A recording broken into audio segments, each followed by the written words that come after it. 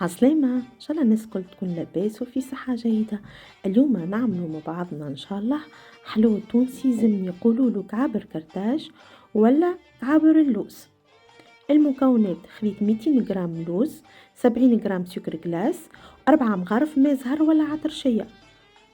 نبداو نرحيو اللوز وحده، ما تحطوش معاه حتى شيء، هكا حتى لين نتحصلوا على القوام هذايا اللي قاعدين تشوفوا فيه. ردوا بالكم يقر الزيت. توا نزيدوا 70 جرام سكر جلاس متاعنا. ردوا بالكم يا جماعة، تخليوه يقر الزيت وما تعجنوهوش. توا نخلطوا النواشف على الشكل هذا هكا. ولاستوس اللي باش نقولها لكم هي تسخنوا الفرن متاعكم وتخليوه مدة 10 دقائق على 160 درجة، هكا يصبر معاكم أكثر. هو نورمالمون ما نطيبوهوش، مي لاستوس هذيا تخليه يصبر أكثر. ريتو نبدا نزيد فك ال4 مغارف ماء زهر بشوية بشوية، ما غير ما نعجن. ومن بعد ما نلمو هكاكا نقسمو على 3 كويرات، واحدة نحط فيها اللون الأحمر، وواحدة اللون الأخضر، والأخرى نخلي لها لونها الطبيعي.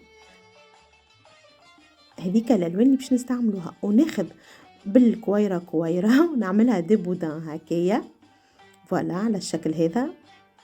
هاوكا ردوا بكم على يديكم ما كاينش تولي كيفينا.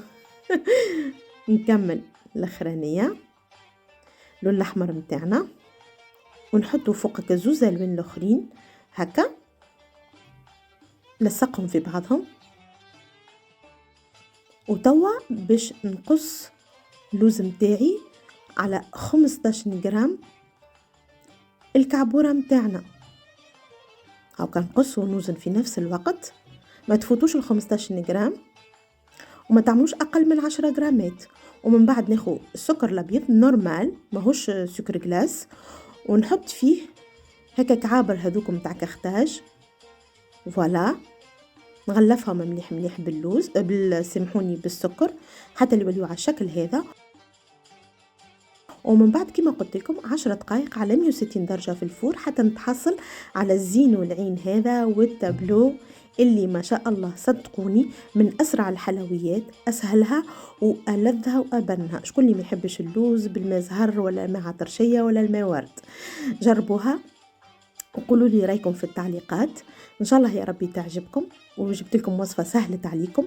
ما تنسونيش من لايك، بارتاج، ابوني، تعليق محلاه. على محبه رسول الله نلتقي.